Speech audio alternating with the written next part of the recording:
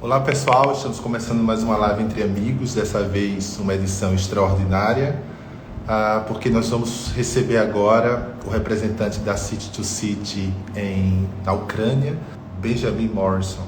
E para quem não sabe, a City to City é uma organização, acho fundada pelo Tim Keller, de auxílio e plantação de igreja. E a gente estava conversando com o Ben agora, para a gente fazer a live amanhã, porém, devido à situação do país, ele disse que o ideal era fazer agora, né? O objetivo dessa live é justamente mobilizar pessoas para que possam continuar orando pela Ucrânia.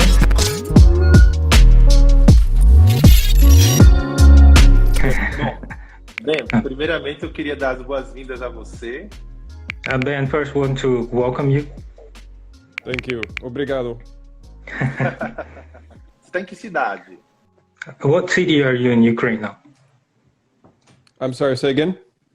What is the city you are in Ukraine? The city is called Svitlovodsk. It's in central Ukraine. It's a smaller town. É uma cidade no centro da Ucrânia, é uma cidade menor, mas é central. Ben, você é ucraniano ou você está aí para um projeto da City to City? Ben, are you Ukrainian or just for a city-to-city project? I used to be American, but then I repented and moved to Ukraine. My friends say that I am post-American. I've been in Ukraine for 20 years now. Eu era americano, mas eu digo que eu me arrependi e deixei de ser americano e eu vivo na Ucrânia há mais de 20 anos agora. Cara, e como é que está sendo essa experiência de estar vivenciando isso agora, né? Ben, how it has been to be experiencing all this now? It's a surprise in many ways, but this is not the beginning of the war. Russia attacked Ukraine in 2014, although it was more limited to just the eastern part of the country. I'll give you time to translate before I say too much, yeah? Pouco surpreso, mas apesar de a guerra ter começado, na verdade, em 2014. So in reality, we've been at war with Russia for 8 years, but Russia has never admitted that. Na realidade, nós estivemos em guerra com a Rússia já há 8 anos, mas a Rússia nunca admitiu isso. But now they're just not pretending anymore, and clearly the war that has begun as of a couple days ago is not limited to just the east. They're attacking the entire country. E agora a Rússia não está mais fingindo que não está em guerra, e os ataques não estão limitados apenas ao leste do país, mas ao país inteiro. Many people are fleeing to the west, to neighboring countries like Poland or Hungary, Romania. Muitas pessoas estão fugindo para o oeste, para os países vizinhos como Polônia ou Romênia. But many are not. Many are staying here. Mas muitos não estão fugindo e decidiram ficar.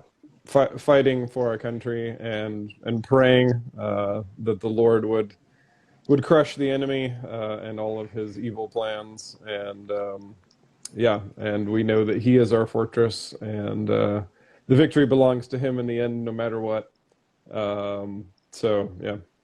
Lutando pelo país e estando aqui com os seus queridos, e a gente sabe que no final Deus é soberano e sua vontade vai ser feita, né?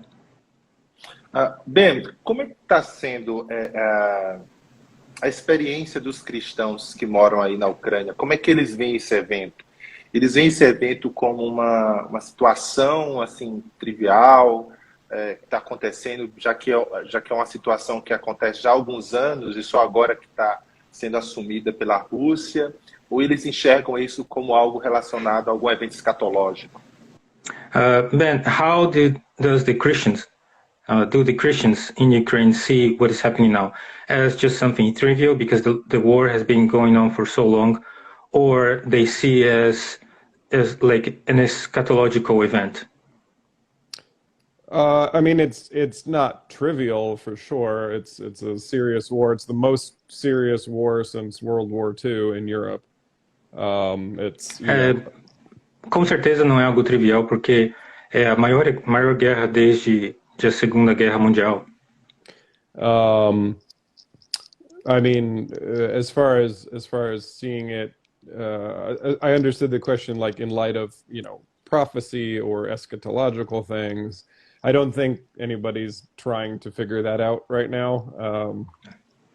Em termos de, pelo que eu entendi da pergunta, em termos de profecias ou escatologia, eu acho que as pessoas não estão tentando fazer nenhuma interpretação desse tipo agora.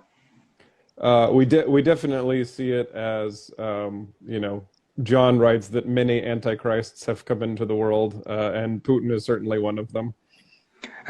Com certeza nós vemos, como o apóstolo João disse, que muitos anticristos viriam e o Putin com certeza é um deles. So, but we serve a greater king, the only true king, and all the little pretenders would do well to remember that. Mas nós servimos um Deus maior, o verdadeiro Deus, e todos esses impostores deveriam se lembrar disso. Essa situação de guerra, ela tem criado alguma animosidade por parte dos ucranianos em relação aos russos?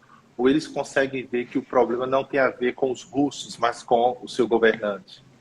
Is this situation creating any animosity between Ukrainians against Russians, or do they see that this is the actions of Putin himself? Between Ukrainians and Russians, was that the question? Yeah. I mean, I can't obviously speak for everyone, but I think that we realize, most Ukrainian Christians realize that most Russian Christians also do not want this. Eu não posso realmente dizer tudo nesse sentido, mas a maioria dos ucranianos não vão dizer que é russos contra ucrânios. I mean, I know personally a lot of Russian pastors who have very clearly condemned this as evil, wrong, unjust. Eu conheço muitos pastores russos que estão condenando essas ações como cruéis, más e injustas. It's in the end, it's their sons that Putin is sending to die. No final das contas, são os filhos desses pastores que o Putin está mandando para a morte. So they're not happy about it either. Eles não estão nem um pouco felizes com essa situação também. I think that those who have the mind of Christ certainly understand the injustice of this attack, of this war, and are praying against it, praying that God would clearly just defeat and crush down all the plans of Satan. That the Bible says that Satan is the one that desires to steal, kill, and destroy. And those who are imitating him are clearly following his work. But John writes that greater is he who is in us than he who is in the world. Com certeza, aqueles que estão em Cristo agora e são verdadeiramente cristãos realmente entendem a situação como injusta. Can you repeat the last part, Ben, please? Sorry. Yes, in 1 John writes that greater is the one who is in us than he who is in the world. E em 1 João diz que aquele que está conosco é maior do que aquele que está no mundo. Bem, hoje, qual seria a maior necessidade que os ucranianos têm? O que é que o mundo e também a igreja ela pode fazer por vocês? And what is the greatest need of the Ukrainians at this moment? And how can the church and the world and the church support Ukrainians at this moment? I mean, the greatest need is the greatest need of all of us, which is to know Christ and the hope that he gives us, which is stronger than death, which has overcome death.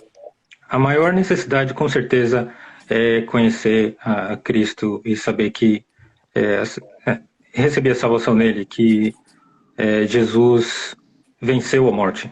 But obviously there's lots of humanitarian needs right now. Millions, literally millions of refugees fleeing. Some of them are just trying to get further west within Ukraine, staying within Ukraine. Our small city of about 45,000 people already has something like 1,000 refugees. Mas com certeza também tem essas questões humanitárias, tem milhões de ucranianos fugindo para o oeste, e então tem, por exemplo, a nossa cidade pequena aqui, 45 mil pessoas. So as with any refugee situation, people who need food, clothing, places to stay, so the needs are great. Então, sempre pensando nessa situação de refugiados, as necessidades são muito grandes. Comida, roupa e etc. Luiz, você gostaria de fazer alguma pergunta? Eu vou fazer a pergunta primeiro e depois eu traduzo. Ben, we know that this is a very tragic, very sad moment, but we know also that the church is staying strong there. And in these moments, you can see how the church coming together as a body, it really could show the world the love of Christ. What are some of the things that you guys have already seen Christians doing that could encourage Christians in Brazil to get together and be united rather than just waiting for something to happen? I will translate the question and then I'll wait for you. Então, Zé, basicamente eu falei para ele que nesses momentos trágicos a igreja unida pode demonstrar o amor de Cristo para o mundo, né? E aí eu perguntei alguns exemplos de coisas que ele já tem visto ou feito que poderia encorajar a igreja no Brasil também. So, obviously the first and greatest thing is that, to pray. People are coming together to pray. A primeira e maior coisa, com certeza, é vir e o pessoal se juntar e orar. Because, Christ is the one who holds all of history in his hands, and he is not surprised by this. We trust that he will use what the enemy would like to use for evil, he will use it for good. Porque a gente sabe que Jesus tem o controle de tudo que acontece no mundo, e ele inclusive vai usar o que seria o mal pro bem. But even just coming together to serve those in need. Just earlier today, I met with a couple other guys from another church, different denomination here in our city. And despite any maybe secondary differences, the great desire is to help people and to bring the hope of Christ. E até exemplo, por exemplo, essa manhã eu encontrei com alguns outros pastores aqui, apesar de diferenças teológicas secundárias, para se unir e ajudar as pessoas. E como é que tem sido, desde que começou a guerra, o cotidiano de vocês? Vocês têm tomado alguma medida de precaução? Ou pelo fato de você morar nessa cidade menor, a rotina continua a mesma, mas apenas com mais atenção? Como é que tem sido isso? Isso tem acontecido regularmente? And Ben, how has your daily life been happening since the beginning of the war? Church services are still going on. How is daily life? So this only started on Thursday, so this is day 3 now. Então, como começou na quinta-feira, hoje é o dia 3, né? Of this full attack that's happened. Obviously, like I said, there was something going on for 8 years. Obviamente, estou falando desse ataque maior.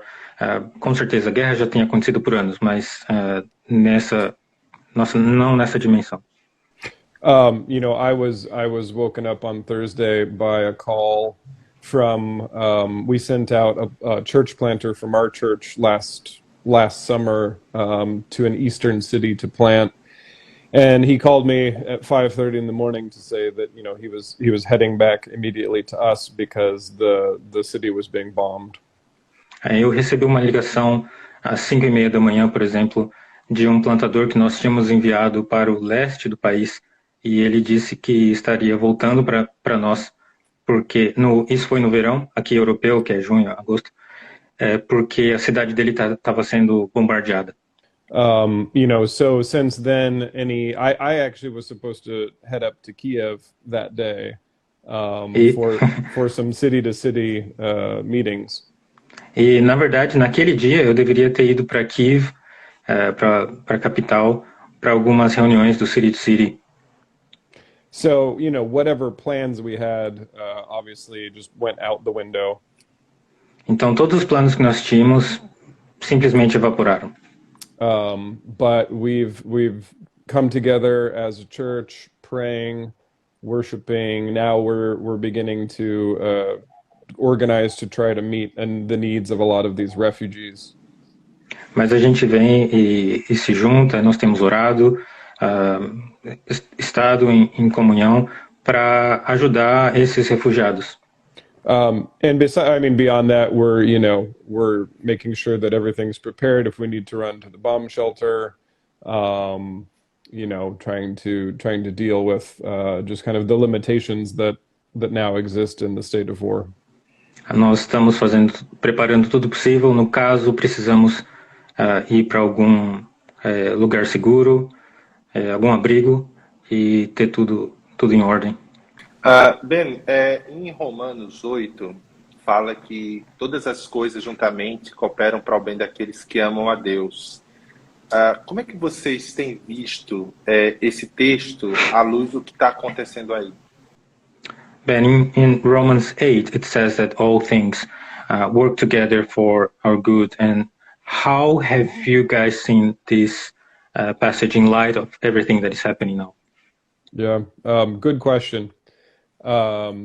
We've definitely already seen, God using these things. I referenced earlier, in the story of Joseph, it says that what his brothers had intended for evil, God instead took it and used it for good.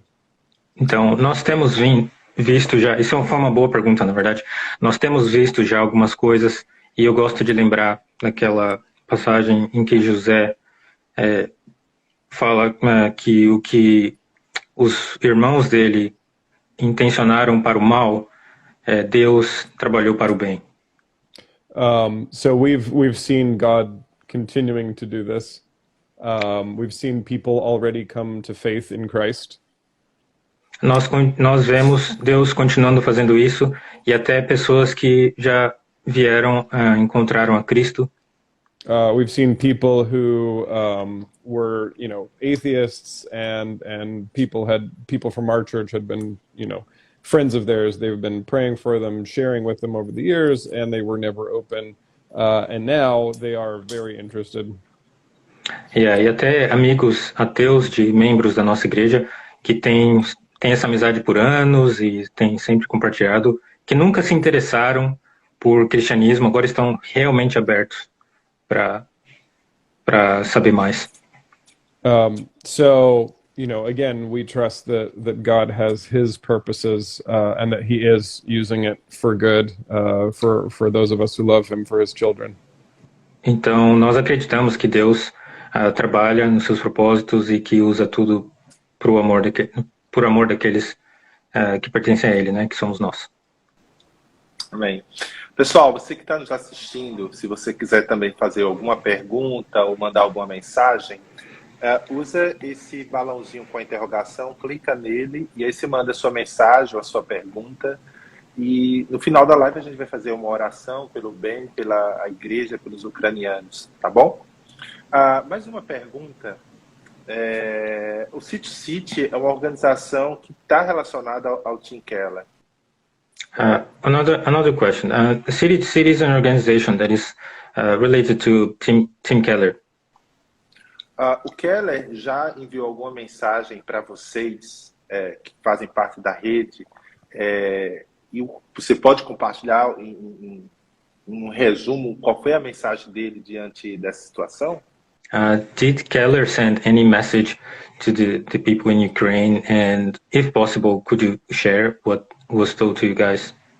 I am not aware of any personal statement from him, but that doesn't mean he hasn't made it. Again, we've been so busy since everything started that I don't have a lot of time to just, sit and kind of scroll through what everybody is saying about it. Eu não tenho, não sei exatamente se foi enviado alguma mensagem pessoal dele, mas nós recebemos muitas mensagens e com tudo que está acontecendo, não estou tendo tempo de realmente ver tudo que está todo mundo escrevendo. I do know that they have been, city to city has been getting the word out, asking people to pray. Eu sei que o City to City está espalhando a mensagem, pedindo para que orem por nós. And obviously I'm more connected with City to City Europe, being here. So I've heard from lots and lots of the leaders in City to City Europe, including kind of our leadership team here, which I'm part of. Just, with support, encouragement, prayers, readiness to donate, to help the needs, lots of things. E eu estou mais conectado mesmo com o City to City aqui na Europa, então com toda a liderança da equipe da qual eu faço parte, e eles sempre oferecendo encorajamento e ajuda, inclusive financeira, nessa situação para a gente. Bem, quando houve os atentados no 11 de setembro, saiu muitas notícias, principalmente em periódicos evangélicos, sobre o despertamento que aqueles atentados trouxeram para o povo americano, no sentido de eles buscarem mais a igreja, buscarem conhecer mais a fé cristã. When the 9/11 happened in the United States, many channels have shared how that actually how that increased the willingness to seek something more about faith. Go ahead. Continua, Zé, desculpa. Pelo que você relatou, isso já está acontecendo em meio à guerra, né? Você acha que isso tende a continuar, esse interesse pela fé cristã, pela busca de sentido no cristianismo após esse período de guerra? You have already mentioned that this is happening in Ukraine now. Do you think this will also increase the desire in people to learn more about faith? Yeah, I think we're already seeing that. It always becomes more real when you don't know if you're going to, get hit by a bomb or live to the next day.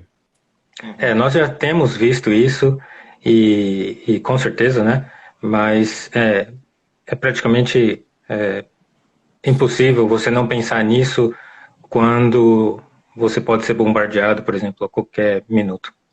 And so we're certainly praying, especially for our Ukrainian soldiers, for the chaplains that are there, serving them, seeking to share Christ with them, and that, again, that the loss of life would be minimal, and God would put a quick end to this evil and injustice.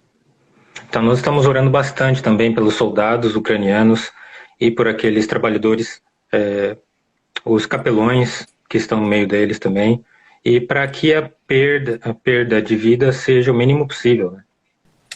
Eu vou fazer uma pergunta que é do Michael Barroco, ele é um missionário. There's a question from a missionary called Michael Barroco. Qual é a necessidade de missionários nos países da região que está a Ucrânia? What is the need for missionaries in the region where Ukraine is, Eastern Europe, I would say? E qual tipo de missionário essa região necessita? And what sort of missionaries do this region needs more? Well, in Ukraine right now, I don't know that you're going to get in. And if you do get in, you need to be willing, obviously, to exist in a war zone. Na Ucrânia agora vai ser bem difícil de entrar. E se por acaso você conseguir, você teria que estar bem tranquilo com o fato de estar numa zona de guerra, né? In the surrounding regions right now, because of this situation, there are millions of refugees. I heard a statistic earlier today that in Poland alone, they're expecting something like 4 million Ukrainian refugees. Agora, nas regiões ao redor da Ucrânia, vão ter milhares de refugiados. Então, por exemplo, eu ouvi essa manhã que a Polônia vai receber provavelmente por volta de 4 milhões de refugiados. So lots of need there, obviously. I think that, if we're talking, missionaries from other countries, that they can certainly come help to meet those needs. Sometimes have good channels to significant resources that they can connect, to serve those who are suffering and to show them the compassion of Christ. Então tem bastante necessidade, óbvio, estrangeiros vindo para ajudar seria excelente, inclusive com recursos para ajudar aliviar essa questão. André, eu vi sua mensagem aqui. Coloque então a sua pergunta nos comentários, ainda que não dê toda semana em partes que eu faço, tá bom? Fazer mais uma pergunta. Como é que o Ben, e se ele pode falar talvez pelas pessoas com quem ele convive, vem o presidente ucraniano, né? Tipo, eles mantêm a mesma visão diante da guerra, ou a postura dele diante da guerra mudou a popularidade dele, a forma como ele é visto pelos ucranianos?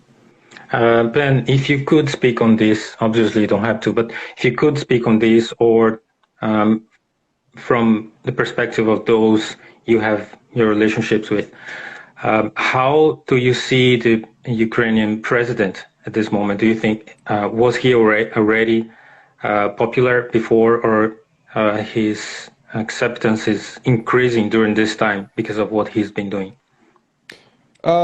I mean, there was differing opinions about him depending who you ask, as with any president, probably. Como qualquer presidente, teve opiniões variadas, né, sobre ele.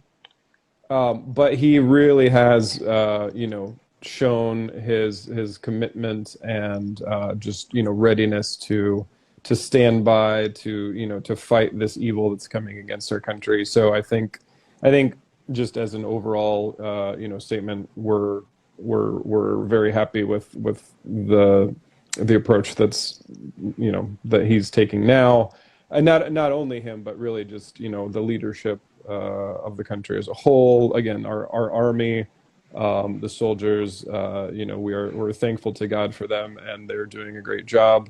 And many sources have already said they're fighting much harder than Putin expected, and he's having a much harder time than he thought he would. Então, o presidente ucraniano tem mostrado bastante comprometimento com essa situação, pelo fato de continuar firme, de não ter desistido, pela coragem dele, e também então tá todo mundo muito feliz com isso, com ele, e também e o exército tem resistido muito bem. Então tá todo muito agradecido a eles. Yeah, so we're praying for him, for strength and wisdom from God for all of the leaders of the country and for our soldiers. Então estamos orando por ele, por todos os líderes do país e por todos os nossos soldados. O André Gomes, ele é pastor em Brasília, no Distrito Federal, e ele mandou uma pergunta também. André Gomes is a pastor in Brasilia, and it's the capital of Brazil, and he sent a question as well. Temos visto muitos cristãos ocidentais comentando a guerra como cumprimento escatológico. We have seen many Western Christians commenting the war as an eschatological event. Num tom de 4 cavaleiros do Apocalipse, acompanhando peste, pandemia, etc. In a tone of like the 4 knights of of Revelation, with all the problems that it came. Você pode repetir o finalzinho, Zé? Desculpa. No tom de 4 cavaleiros do Apocalipse, como a peste, pandemia, todos esses males, né? Oh yeah, like the pandemic and all the problems that the evil that came with them. Isso nos parece alarmismo e com frequência parece faltar com a sensibilidade para com questões humanitárias e políticas envolvidas. This sounds like a very big deal, and it's like overlooking humanitarian and needs in the needs of the people. Como é que você, como cristão ucraniano, vê isso? How do you, as an Ukrainian Christian, see that? Well, again, I think we had a similar question earlier. You know, this is a tragedy. It's clearly something major happening in the world. Nós tivemos uma pergunta parecida no começo, mas isso é uma tragédia. Isso está acontecendo nesse momento no mundo. But you know, as far as you know, is this part of some specific, you know, something that's prophesied? I mean, that's you know, Jesus did promise us this. He said, "In the world you will have tribulation." Em termos de profecia, não diria tanto. Jesus mesmo disse que no mundo nós teríamos aflições. Right, but be of good cheer because I have overcome the world. Mas tenha bom ânimo porque eu venci o mundo. So that's definitely applicable to our situation. There's, you know, it's hard. It's not easy. There's a lot of suffering. You know, anxiety. Some people are very afraid, obviously. But you know, Christ is greater, and we know how the story ends, which is with him as the victorious king. Yeah. Então essa passagem realmente se aplica a nós. Mas óbvio que tem muita gente ansiosa e com medo, mas como cristãos nós sabemos como a história termina, e é com Cristo vitorioso. I guess my encouragement would be not to spend lots of time trying to guess and figure out, you know, what this might mean as far as, you know, prophecy long term. But to take that same energy and attention that people are using for this question to pray for Ukraine, to pray for salvation of people, to pray for an end to this war. That would be, in my opinion, a better use of your time. Mas na minha opinião, em vez de ficar usando a energia para pensar se isso é um evento escatológico ou não, seria melhor direcionar suas energias e orar pelo que está acontecendo, orar pelo país. Isso seria, na minha opinião, uma forma bem melhor de gastar o nosso tempo. Sim, muito bom, muito bom. Bem, eu queria me desculpar, porque no início, uma das perguntas que eu fiz, eu usei o termo trivial, quando o mais adequado seria trágico. Tá? Então, eu queria fazer essa ressalva. Ben, I would just like to apologize, because in the beginning, I used a wrong word to say something. I said trivial, and the word actually was tragic. Oh, that's different. Yes. Okay. Mas ainda bem que você compreendeu. But I'm very glad that you understood it well. Bom, vou fazer minha última pergunta e gostaria de fazer uma oração antes de concluir. I'll make my last question and then I'll pray for you to conclude. Thank you. Eu sei que as escrituras estão cheias de passagens que trazem conforto e consolo em momentos difíceis. I know that the Bible is full of passages that bring comfort and soothe you in moments of conflict and problems. Mas nesse exato contexto em que a Ucrânia está em guerra, qual texto bíblico que tem lhe ajudado a lidar como pastor, como ser humano, como pai, enfim? Qual texto bíblico que Deus tem usado para encorajar e dar esperança a você? But in this moment, as you know, with everything that is happening, what is the Bible text that you have been using for yourself or as a pastor to encourage people and to pastor people and to help them? Yeah. And yourself as well. Great question. I've been reading the Psalms a lot. Eu tenho lido os Salmos bastante. The psalmist goes through kind of the whole range of human emotions. There's points where he's in the middle of being attacked. Então, o salmista, ele passa por vários tipos de emoções, e vários momentos ele fala que está sendo atacado. And in, these prayers or songs, really, he's singing to God, but he's also reminding his own heart of the truth. Essas orações e essas canções, que são os salmos, ele está direcionando a Deus, mas ele também está se lembrando da verdade. Ou lembrando a si mesmo da verdade. When the noise of bombs exploding around is so loud, sometimes it's hard to remember that truth. Quando o som das bombas está estourando bem ao seu lado, talvez é difícil de lembrar dessas verdades. But it's in prayer and in worship that it gets driven down deeper into our hearts. Mas é em oração e adoração que essas verdades entram mais profundo no nosso coração. But then, one other verse besides from the Psalms is in Romans 8. Mas verso além dos Salmos está em Romanos 8. Just a few verses past where we quoted already. Alguns versos além daqueles que a gente já mencionou aqui. It says, Paul writes that if God did not spare his own son for us, but freely gave him up, how shall he not also with him give us everything?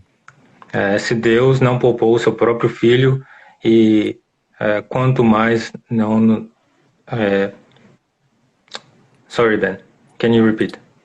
Se Deus não poupou o seu próprio filho, o que ele nos negará? É verdade. Sorry. Eu tô com um glitch, Zé. Eu tô desacostumado de fazer a tradução.